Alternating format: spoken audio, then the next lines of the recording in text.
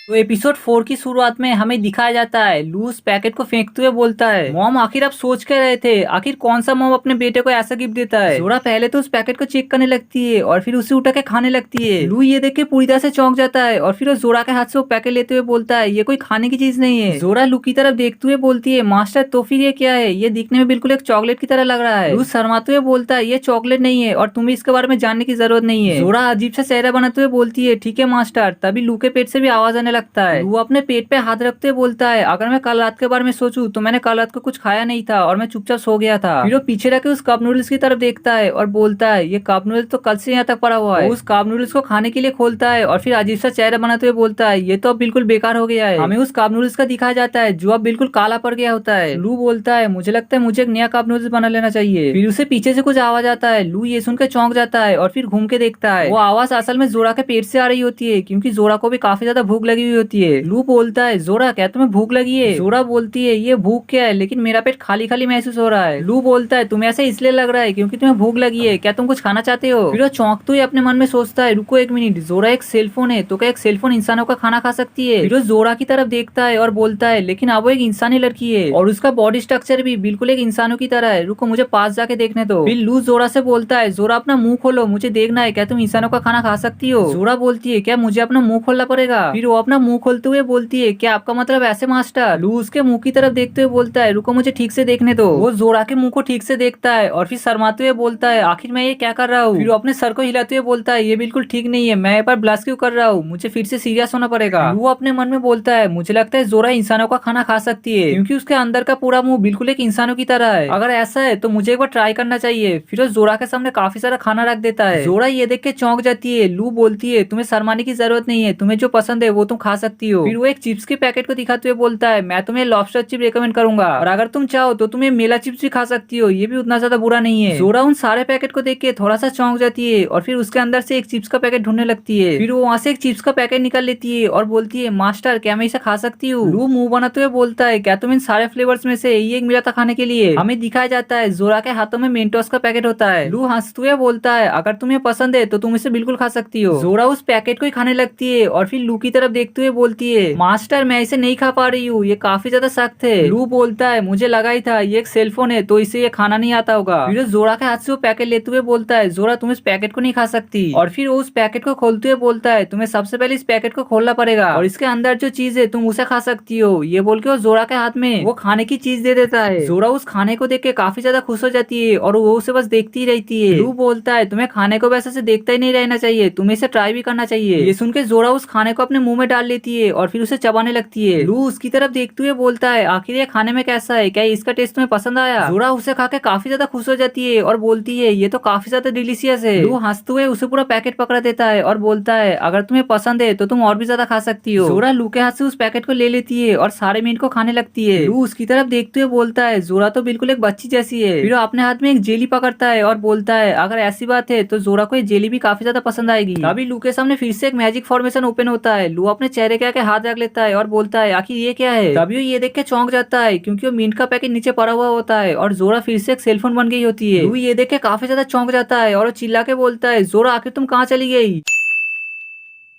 तो एपिसोड 5 की शुरुआत में हमें जोरा को दिखाया जाता है जो अब एक सेलफोन बन गई होती है। लू उसकी तरफ देखते हुए बोलता है, आखिर थोड़ी देर पहले यहाँ पर क्या हुआ? जोरा अचानक से फिर से सेलफोन क्यों बन गई? फिर वो ध्यान से अपने मन में सोचता है, क्या इसका मतलब जोरा का इंसान रूप में रहने के लिए एक टाइम लिमिट है? जब वो टाइम लिमिट खत्म हो जाएगी तो जोरा फिर से सेलफोन बन जाएगी। फिर वो उस डॉल के बारे में सोचता है जिसपे उसने अपना मैजिक ट्राई करने की कोशिश किया था लेकिन वो फेल हो गया था। लू बोलता है, मैंने इससे पहले अपनी सुपर पावर को इस्तेमाल करने की कोशिश किया था लेकिन मैं फेल हो गया था। क्या इसका मतलब मुझे इस पावर को इस्तेमाल करने के लिए कुछ चीजों को फॉलो करना पड़ेगा? फिर वो अपने राइट हैंड की तरफ देखता है और बोलता है, मुझे याद है आज सुबह जब मैंने अपने सेलफोन को टच किया तब वो जोरा में ट्रांसफॉर्म हो गई। फिर वो अपने नोटबुक को निकालता है और उसमें लिखने लगता है, नंबर 1, मैं जिस भी चीज को छूंगा वो एक क्यूट लड़की में बदल जाएगी। नंबर 2, मैं मेरे सुपर पावर को सिर्फ दिन में एक ही बार यूज कर सकता हूँ। नंबर 3, मेरे सुपर पावर की एक लिमिट है, उस लिमिट के बाद वो फिर से अपने ओरिजिनल फॉर्म में आ जाएगी। लू ये सब लिखता है और फिर अपने नोटबुक को बंद करते हुए बोलता है, मुझे मेरे सुपर पावर्स के बारे में बस इतना ही पता चला है, अगली बार से मुझे और डिटेल्स को याद रखना पड़ेगा। फिर वो अपने मन में सोचता है आज सुबह जब मैं उठा तब मेरा सेलफोन जोरा में ट्रांसफॉर्म हो गया। अगर मैं ध्यान से सोचूं तो मुझे ये लगता है मेरा सुपर पावर रात के 12 बजे के बाद रिसेट हो जाता है और फिर मैं अगले दिन उसे यूज कर सकता हूँ। फिर लू अपने फोन पे टाइम देखता है जहाँ 10 बजे हुए होते हैं। लू बोलता है अभी तो सिर्फ 10 ही बजे हुए हैं, चलो मैं अभी सो जाता हूँ, कल सुबह उठ के मैं अपने सुपर पावर को ट्राई करूंगा। नेक्स्ट सीन में हमें दिखाया जाता है लू सोने की कोशिश कर रहा होता है लेकिन उसे नींद नहीं आ रहा होता। लू अपने मन में बोलता है आज सुबह जो कुछ भी हुआ उस वजह से मैं सो नहीं पा रहा हूँ। फिर वो उठते हुए बोलता है मुझे लगता है मुझे इसलिए नींद नहीं आ रहा क्योंकि मैं टायर्ड नहीं हूँ। वो अपने मन में सोचता है अब जबकि मैं थका हुआ नहीं हूँ तो मुझे कुछ ऐसा करना होगा जिससे मैं टायर्ड हो जाऊँ और मुझे नींद आ जाए। लेकिन मैं अभी कोई बुक नहीं पढ़ना चाहता और मेरे पास कोई नया कॉमिक बुक भी नहीं है, जो भी थे वो मैंने पहले ही पढ़ लिए। फिर वो साइड में पड़े हुए टिश्यू पेपर की तरफ देखता है और फिर मुस्कुराते बोलता है चलो क्यों ना मैं थोड़ी सी एक्सरसाइज कर लूँ। वो उस टिश्यू पेपर को लेने के लिए अपना हाथ आगे बढ़ाता है तभी वो चौंकते हुए रुक जाता है। वो अपने सेलफोन की तरफ देखता है और अपने मन में बोलता है जोरा अभी भी मेरे कमरे में है, मैं उसके सामने ऐसी हरकत नहीं कर सकता। फिर वो खुद को शांत करते हुए बोलता है चलो इस बार में भूल जाते हैं, वैसे भी आज मेरा मूड नहीं है। फिर वो अपने एक डॉल को लेता है और उसके साथ खेलते हुए बोलता है चलो आज हम लोग साथ में सोएंगे, मेरे पास एक प्रिंसेस है जिसके साथ आज मैं सो सकता हूँ। नेक्स्ट सीन में हमें दिखाया जाता है लूज डॉल के साथ खेलते हुए सो चुका होता है और तभी रात के 12 बज जाते हैं। लू अपने ब्लैंकेट को ठीक करने लगता है और तभी वो मैजिक फॉर्मेशन दोबारा से ओपन होता है। उस लाइट की वजह से लू की आंख खुल जाती है और वो चौंकते हुए बोलता है आखिर यहाँ पर क्या हो रहा है। उसके सामने एक क्यूट सी लड़की बैठी हुई होती है। वो लड़की बोलती है मास्टर आप काफी ज्यादा शोर कर रहे हैं। लू की नजर पहले तो उसके चेस्ट की तरफ जाता है और फिर उसके फिगर को देखने लगता है। ये देख के लू शर्म के मारे लाल हो जाता है और उसके नाक से खून निकलने लगता है। लू अपने मन में बोलता है ये कौन सी चीज ट्रांसफॉर्म हो गई। वो उस लड़की के कपड़े को ध्यान से देखता है और फिर चौंकते हुए बोलता है क्या ये मेरा ब्लैंकेट है, क्या अभी मैंने अपने ब्लैंकेट को एक लड़की में बदल दिया। फिर लू जल्दी से अपने फोन की तरफ जाता है और टाइम देखते हुए बोलता है जैसा मैंने एक्सपेक्ट किया था ये सब मेरे सुपर पावर की वजह से हुआ है। वो लड़की अभी भी नींद में होती है और वो लू से बोलती है मास्टर क्या आपको नींद नहीं आ रहा है, चलिए हम लोग साथ में सोते हैं। लू हंसते हुए बोलता है लेकिन मैं एक लड़की के साथ कैसे सो सकता हूँ, मुझे नहीं लगता ये अच्छा आइडिया है। वो लड़की पहले तो ये सुन के मुस्कुराने लगती है और फिर जल्दी से जाके लू को हक करते हुए बोलती है आखिर ये क्यों नहीं हो सकता, आप मुझे हक कीजिए और सो जाइए जैसा आप हमेशा सोते हैं। लू का मुंह लड़की के चेस्ट के ऊपर होता है। लू पूरा लाल हो जाता है और बोलता है मुझे सांस नहीं आ रही है। और इसी के साथ ये एपिसोड 5 यहीं पर ही खत्म हो जाता है।